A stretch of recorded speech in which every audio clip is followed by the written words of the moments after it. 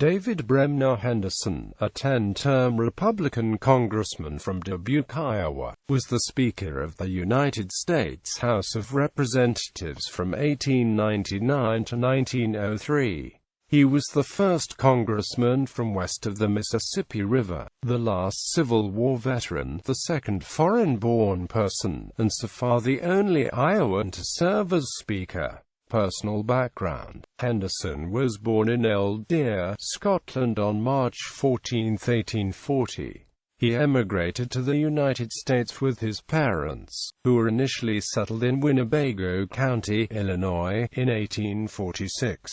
His family soon moved to a farm near Claremont, in Fayette County, Iowa, in 1849.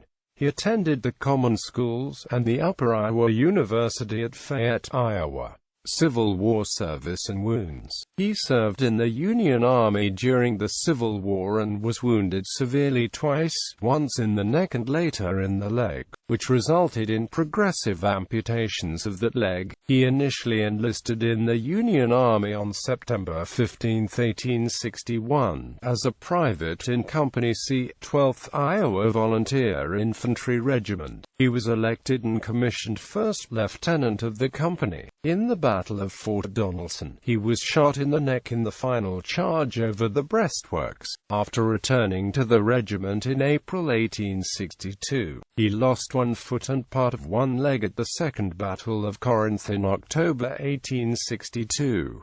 He was discharged on February 26, 1863 due to his wounds, and returned to Iowa, after serving as Commissioner of the Board of Enrollment of the 3rd District of Iowa from May 1863 to June 1864. He re-entered the Army as Colonel of the new 46th Iowa Volunteer Infantry Regiment, one of the 100 Days Men regiments, and commanded the regiment until it was mustered out in September 1864.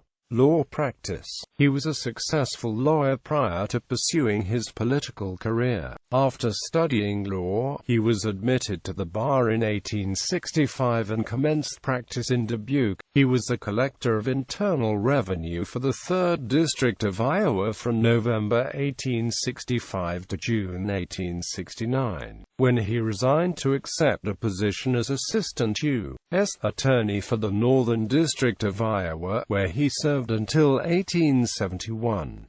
He was in private practice in Dubuque until 1882. Congressman and Chairman: in 1882, he was elected as a Republican to represent Iowa's 3rd Congressional District in the U.S. House. He served in the 48th and the 9 succeeding Congresses, from March 4, 1883 to March 4, 1903. He first ran for Speaker following the 1888 elections, finishing well behind Thomas Brackett Reed and runner-up William McKinley. Prior to his election as Speaker, he served as the Chairman of the Committee on Militia and Chairman of the Committee on the Judiciary. He was also the ranking Republican on the House Committee on Appropriations during the period of Democratic control. But when Republicans returned to control of the House after the 1894 elections, Speaker Reed departed with tradition by returning the chairmanship to Joseph Gurney Cannon, who had served more non-consecutive terms in the House and would have outranked Henderson had Cannon not lost his House seat for 2 years. Henderson was an aggressive debater and an intense Republican partisan. He seems to have loved a fight. He got into enough of them from his very first term, exercising his power of personal vituperation and abuse against Democrats whenever he found grounds to do so. "I would rather spend an eternity in hell with a Confederate than an eternity in heaven with a Northern copperhead," he told one crowd. His secret for political success came from combining mainstream Republican causes with those dear to the hearts of his farmland constituency. In the summer of 1886, he led House forces in favor of levying a high tax on oleomargarine. At the same time, he sponsored a bill to raise the benefits for veterans' widows by 50%.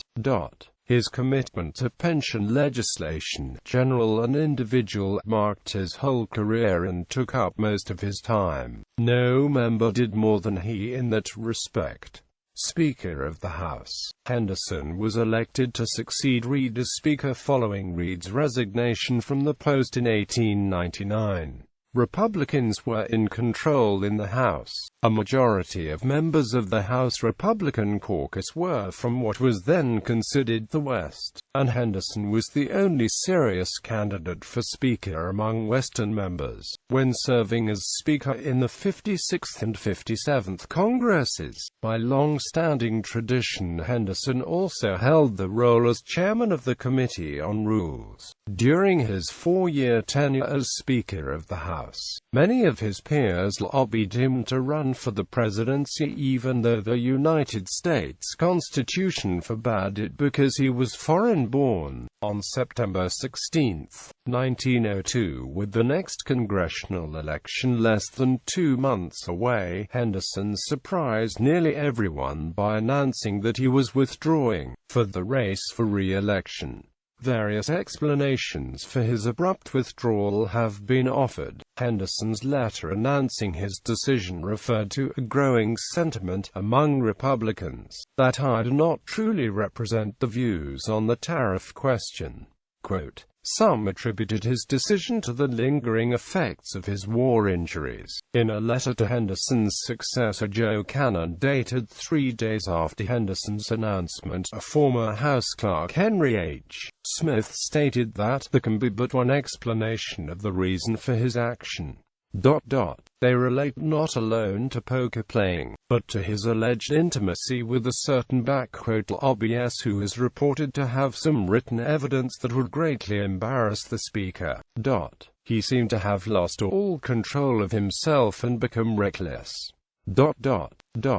This is not mere guesswork at all but private and reliable information which I am sure you will recognize when I tell you the name. Whatever the cause, Henderson's resignation ushered in the beginning of Cannon's famous tenure as Speaker. Death and honors. After leaving Congress, Henderson practiced law in New York City until health problems caused him to retire to Southern California. Henderson died in Dubuque on February 25, 1906, aged 65. He is buried at Linwood Cemetery in Dubuque. His portrait hangs in the Speaker's room in the U.S. Capitol, and statues of Henderson by J. Massey Rinder found the collections of the Iowa State Historical Society and in Claremont. Alice in Henderson Park in Dubuque shares his name with that of 6th-term U.S. Senator William B. Allison, another citizen of Dubuque.